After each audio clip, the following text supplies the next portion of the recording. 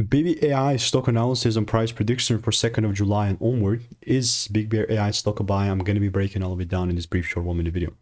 Now, I like this quite a lot. You know, I know it corrected down a bit, which would suck if my break-evens are hit, but this is how my prediction looks like. So this one was called out right here in this video, way beforehand, way before time.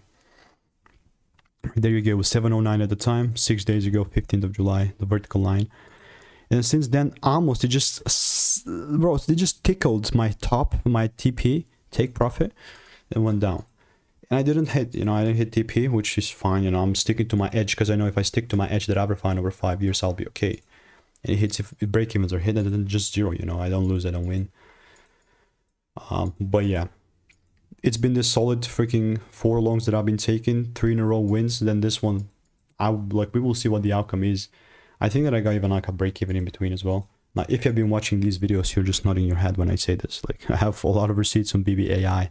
It's been just like a very fruitful swing season. See you in the next one. If you want to get my money making emails and insights for free, click the first link in the description.